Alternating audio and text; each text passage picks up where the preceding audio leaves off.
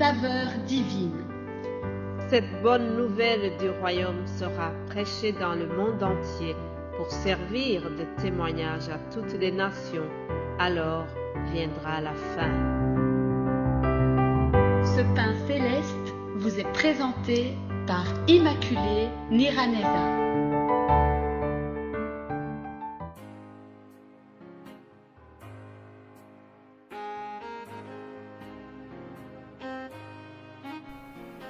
Bienvenue très chers amis à l'écoute de l'émission Saveur divine. Que la paix de Christ et le ressuscité soit avec vous. C'est toujours avec la joie que je reviens vers vous pour vous partager la parole de Dieu. J'espère que vous êtes édifiés par ce que nous sommes en train de partager. La fête de la résurrection nous apporte beaucoup de joie. Il est impossible de reparler de la résurrection en une seule semaine, mais même si nous allons terminer ce thème, j'espère que la joie du ressuscité va rester dans vos cœurs. Alors, je vous propose d'aller rapidement lire un texte qui va nous faire entrer dans le message d'aujourd'hui. Lisons l'Évangile selon Matthieu chapitre 26. Nous sommes dans le contexte du reniement de Pierre. Nous sommes dans ce contexte. Alors, Jésus-Christ est avec ses disciples à la montagne des Oliviers. Et puis, Jésus leur dit cette parole. « Je serai pour vous tous cette nuit une occasion de chute, car il est écrit, je frapperai le berger et les brebis du troupeau seront dispersées. Mais après que je serai ressuscité, je vous précéderai en Galilée. » Alléluia. Cette parole de Jésus-Christ a été réalisée. Donc, il leur avait prévenu qu'il sera une occasion de chute. La nuit dont le Seigneur parlait, c'était la nuit où il a été livré, la nuit où il est mort. Donc, beaucoup de disciples se sont dispersés. Ils étaient troublés, ils étaient choqués, ils étaient désespérés.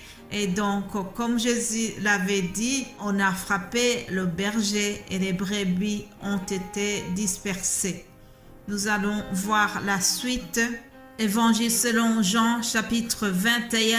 Jésus-Christ est ressuscité comme il l'avait promis et il s'est montré, il est apparu à plusieurs de ses disciples dans des moments différents. Nous sommes déjà à la 3e fois. Depuis lundi, je vous ai parlé de comment il s'est montré à ses disciples et dans ce passage ici, nous allons voir encore une fois comment Jésus apparaît à ses apôtres au bord de la mer de Galilée. Après cela, Jésus se montra encore aux disciples sur les bords de la mer de Tibériade et voici de quelle manière il se montra. Simon-Pierre, Thomas, appelé Didyme, Nathanaël de Cana en Galilée, les fils de Zébédée et 2 autres disciples de Jésus étaient ensemble. Simon-Pierre leur dit, « Je vais pêcher. » Ils lui dirent, « Nous allons aussi avec toi. » Ils sortirent et montèrent dans une barque et cette nuit-là, ils ne prirent rien. Le matin étant venu, Jésus se montra sur le rivage, mais les disciples ne savaient pas que c'était Jésus. Jésus leur dit, « Enfants, n'avez-vous rien à manger ?» Ils lui répondirent, « Non. » Il leur dit, « Jetez le filet du côté droit de la barque et vous trouverez. » Ils le jetèrent donc et ils ne pouvaient plus le retirer à cause de la grande quantité de poissons. Alléluia! Chers amis, je m'arrête ici pour la lecture, mais je vous conseille vivement de lire tout le chapitre 21. C'est vraiment très intéressant. Donc, Jésus-Christ est ressuscité, mais les disciples ne croient pas encore en sa résurrection. Depuis le premier jour de la semaine, nous voyons que les femmes sont allées en étant angoissées, sont allées à la tombe de Jésus-Christ en étant angoissées parce qu'elles ne savaient pas du tout qu'il est ressuscité. Puis nous voyons que les anges et les messagers, les anges les ont rassurés. Elles sont rentrées en étant joyeuses.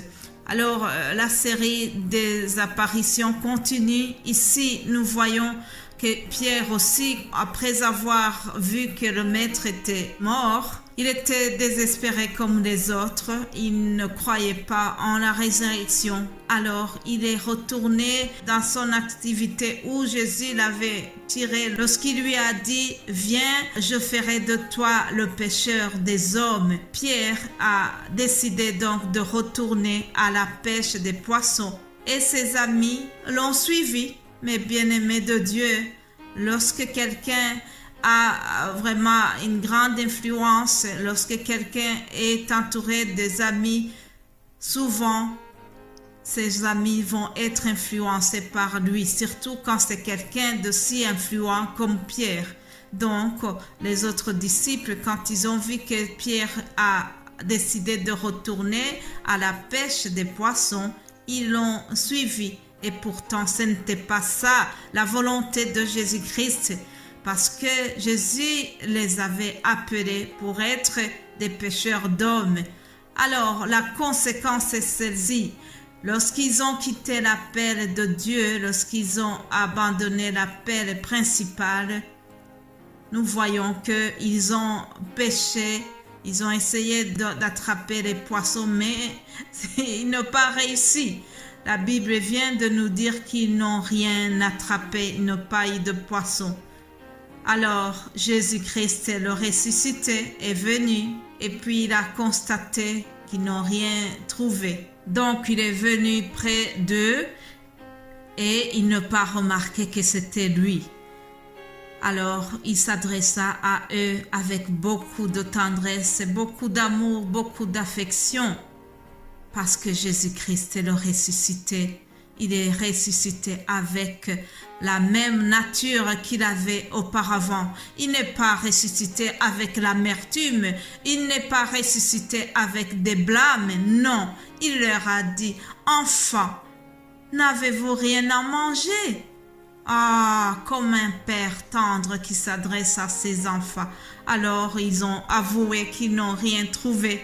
Ah, bien sûr qu'ils n'avaient rien attrapé, puisque lorsque Jésus-Christ a dit à Pierre, « Je ferai de toi pêcheur d'hommes », les poissons, ils ont compris ce secret et ils ont entendu la parole de Jésus-Christ. C'est pour cela qu'ils ont fui, ils n'ont pas été attrapés. Alors Jésus-Christ avait remarqué cela et comme il avait compassion de ses disciples, il leur a dit, jetez le filet de l'autre côté. Il leur a donné un conseil en disant, jetez le filet du côté droit de la barque parce que Jésus connaît nos besoins.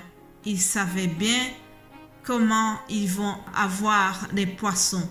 Mais encore plus, Jésus-Christ est le ressuscité, c'est Dieu lui-même. Lorsqu'il ordonne, la chose arrive. En effet, chers amis, quand Jésus ordonne, tout lui obéit. Rappelez-vous que même la tempête lui a obéi. Il est celui qui commande la nature.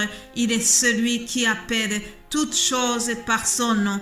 Et la chose arrive. Alléluia! J'aime Jésus-Christ parce que lui, il est fidèle. Même quand nous ne sommes pas fidèles, lui, il reste toujours fidèle. Alors, il avait vu que Pierre et ses amis ont abandonné leur appel de base, mais il a quand même témoigné beaucoup d'amour à Pierre et ses amis.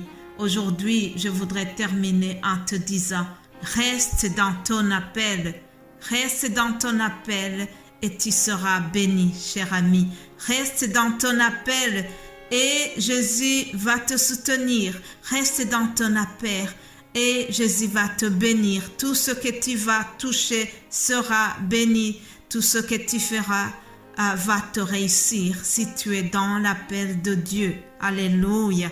Justement, le titre de cette vidéo est celui-là. Reste dans ton appel et tu seras béni.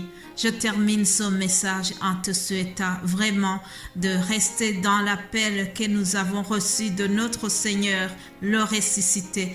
Il nous a recommandé d'annoncer la nouvelle de sa résurrection.